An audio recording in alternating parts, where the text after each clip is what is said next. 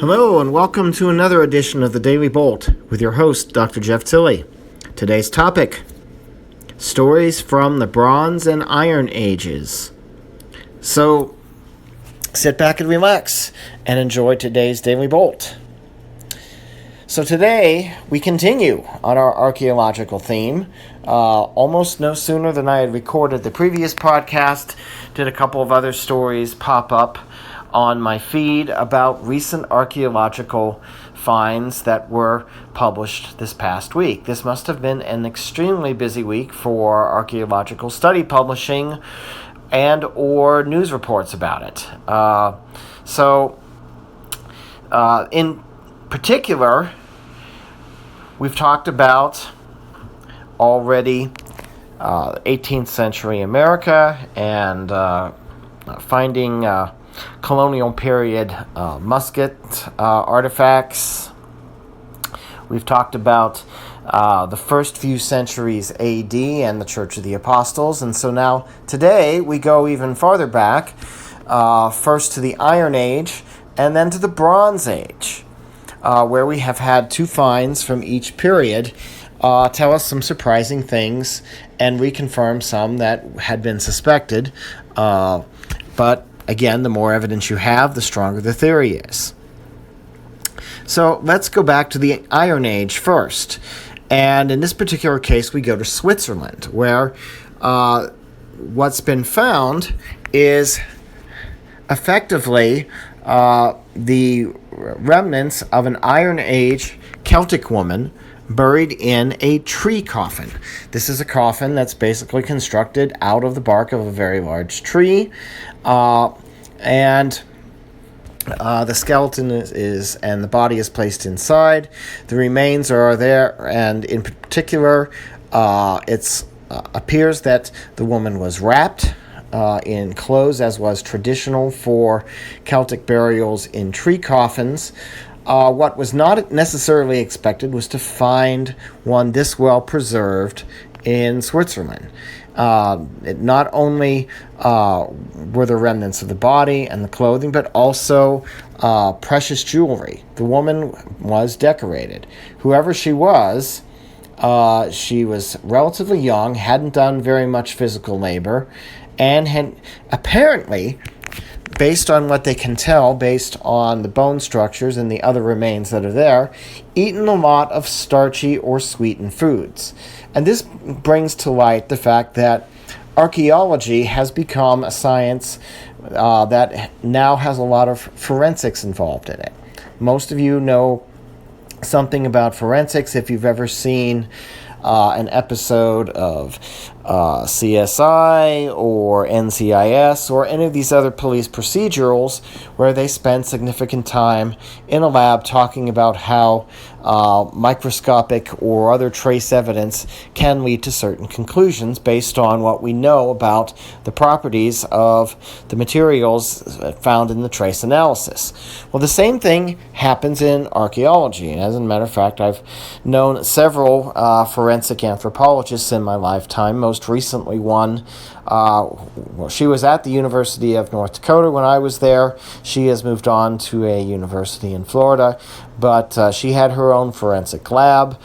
She would help criminal investigations locally from time to time as a consultant, though most of her effort was focused more in conventional archaeology and anthropology.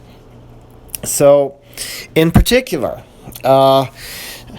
she's been one of the people pioneering the use of forensic techniques in archaeology to tell us more about the discoveries that they find.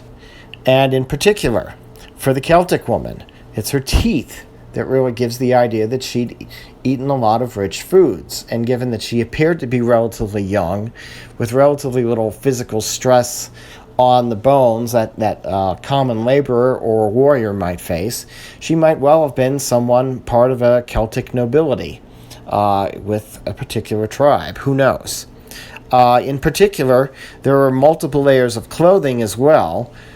They believe that she was buried with a dress made of fine sheep's wool another woolen cloth, and a coat of sheepskin, which again suggests this woman is probably someone who was relatively well-to-do within Celtic society.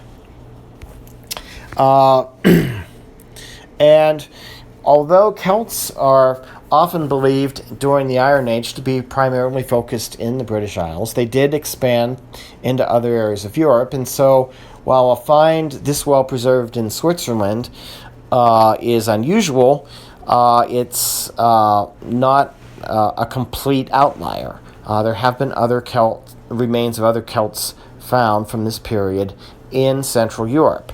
In this particular case, the remains were found during a construction project, as often happens in many parts of the world, but particularly in Europe. When you're building a construction project, you're digging down to build perhaps a sturdier foundation or put in basements or what have you, new plumbing, etc., and you come across various types of remains. So that gives us a little bit of an interesting tidbit in terms of more information about the Celts in Central Europe. We can also go back even much, much farther to look at the Bronze Age. And for this, we go to the Central Asian country of Kazakhstan, which many people haven't heard very much about. It's an oil-rich country where the energy industry has taken it from being a very poor country after the dissolution of the Soviet Union in the early 1990s to now being a very up-and-coming country with a substantially higher income than most of its neighbors. And China has taken a lot of interest in Kazakhstan because of its mineral wealth. That's the subject of a different podcast. What we found in this particular case is a 4,000-year-old grave, give or take a few years, has been found that has a young male and a female buried together, and not just buried next to each other, they actually are facing each other. There's also significant artifacts of jewelry, knives, beads, bracelets. It's believed to be from sometime in the early Bronze Age, which started about 3000 BC and ended about 1200 BC.